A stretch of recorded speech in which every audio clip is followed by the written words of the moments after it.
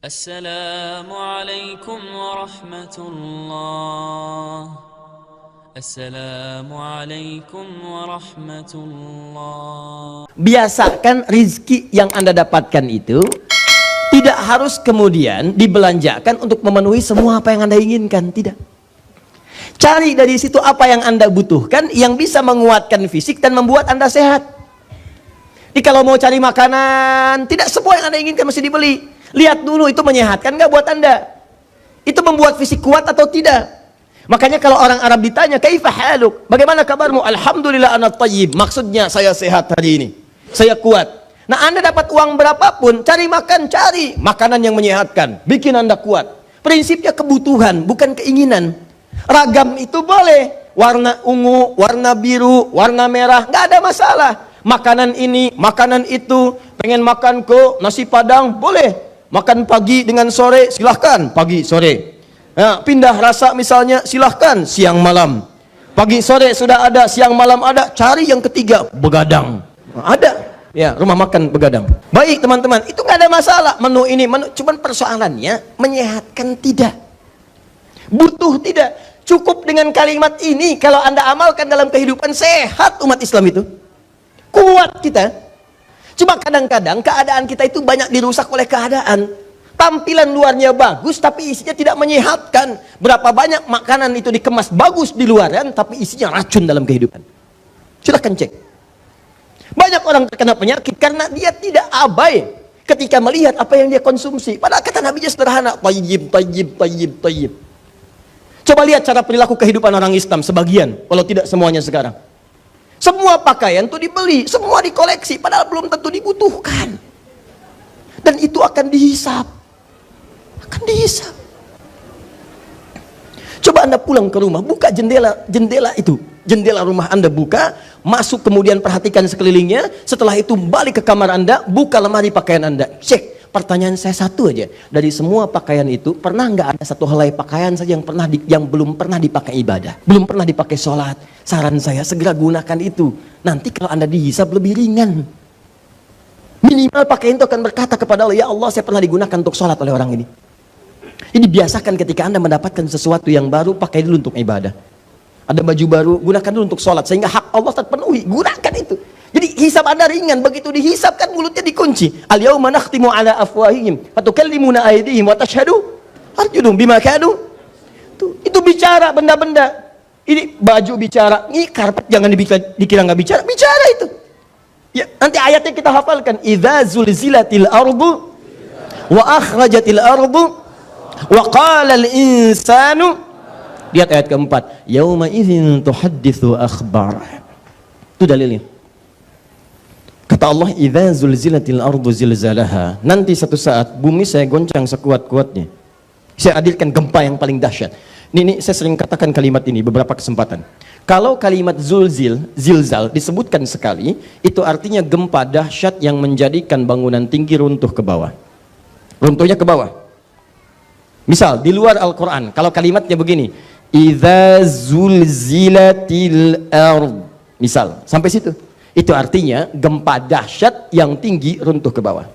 Tapi kalimat zulzil kalau disebutkan dua kali, baik bentuknya verb kata kerja, fi'il, ataukah noun kata benda, ism, zilzal misalnya disebutkan dua kali, maka itu artinya bukan yang atas runtuh ke bawah, yang di bawah naik ke atas semua.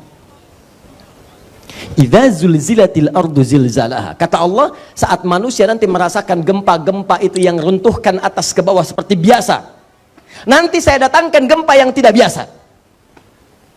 Sekarang orang sudah merasa gempa itu biasa. Dulu saat ada gempa itu zikir langsung tuh, zikir astagfirullah, la ilaha illallah, padahal yang kerasa kecil. Nanti akan ada masa orang merasa gempa besar pun biasa. Gempa keluar, udah tenang lagi, masuk lagi. Buka setiap detik, gempa di sini sekian, gempa di sini sekian, gempa di sini sekian. BMKG mengatakan akan ada gempa, dan orang sudah merasa nyaman dengan itu, seakan-akan tidak ada apa-apa. Nanti Allah datangkan gempa yang membuat setiap orang merasakan kedahsyatan itu. Sama dengan teori hidup. Kalau Anda diberikan peringatan oleh Allah lewat yang kecil, belum paham, kasih yang sedang. Belum paham, kasih yang besar. Belum paham, dikasih yang dahsyat, yang membuat Anda tidak berkutik lagi. Maka Allah katakan wa akhrajatil ardu athqalaha. Maka saat gempa itu terjadi, semua yang dikandung bumi itu naik ke atas. Baru manusia berkata wa qalal insanu malaha. Baru setiap orang mengatakan, ini kenapa ya? Ini kenapa ya? Kenapa? Baru di situ Anda tahu bahwa setiap apa yang kita kerjakan itu ada manfaatnya. Di karpet akan bicara, ya Allah, ketika si fulan sedang senang-senang di luar, hambamu ini yang Allah menduduki aku, dan dia fokus ya Allah untuk menyimak mempelajari ketentuan syariatmu. Semua akan bicara. Papan tulis bicara, penghapus bicara. Ya Allah, saya bersaksi ketika itu taklim saya digunakan untuk menghapus, yang pakai saya ustadznya aja, jamaahnya nggak ada yang bantuin. Misal. Paham sampai sini?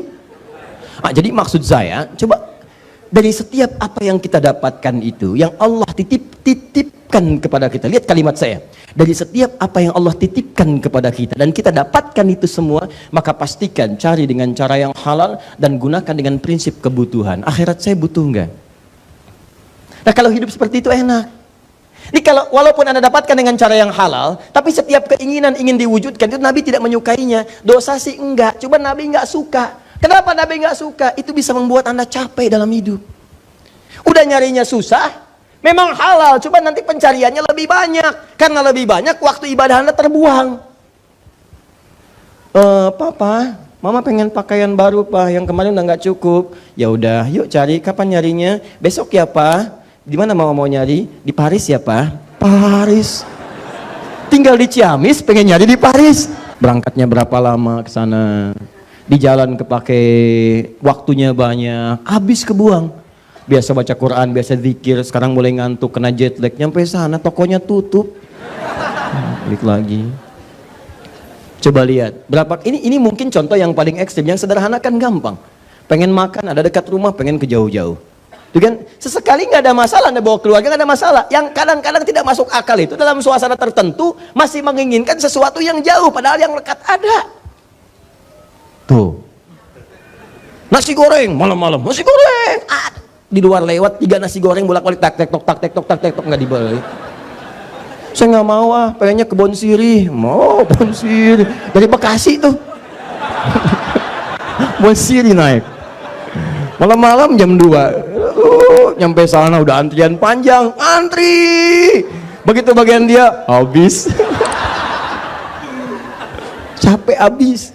Tahajud nggak kepake, segalanya nggak kepake, habis tuh capek. Jadi Nabi itu peka sekali. Kalau di Quran surah At-Taubah itu di ujung-ujung ayatnya itu dilukiskan dengan kalimat yang sangat indah.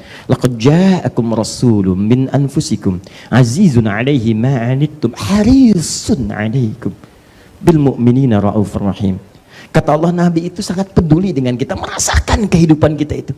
Berat rasa bebanmu. Kalau bisa beliau ingin menanggungnya supaya kalian merasa ringan dalam hidup. Rasulullah SAW. Jadi ketika Nabi berkata seperti ini, sebetulnya beliau tuh berharap, ya Allah bimbing umat saya supaya nggak capek hidupnya, supaya tenang hidupnya, supaya damai kehidupan itu. Tapi Anda jangan kira kalau Nabi itu misalnya tidak suka model, tidak. Pakaiannya bagus, tampilannya bagus, sendalnya kadang dipakai dari Yaman, biasa, tapi sesuai dengan aspek kebutuhan. Silahkan. Anda nggak ada masalah. Ibu punya koleksi pakaian 1 warna hijau, 2 kuning, 3 biru, nggak ada masalah. Cuma prinsipnya butuh nggak, dan itu akan menghiasi keindahan dalam rumah tangga. Begitu akan misalnya ke pengajian, ibu tanya pada ayah, pada suami, Pak, Mama pakai yang mana ya? Hijau atau yang biru? Masya Allah, kan indah tuh. Kata suami, yang hijau bagus mah, kayaknya yang biru deh Pak. Tuh. Itu kadang-kadang begitu Pak. Dia tuh nanya tapi udah punya jawaban. Itu yang bikin kita susah. Masih mending kalau dipakai, begitu keluar kuning. Ya, kembali ya. Nanti kita gantian Bu ya. Baik. Ingat, segalanya akan bersaksi. Ya, segalanya akan bersaksi. Assalamualaikum warahmatullahi.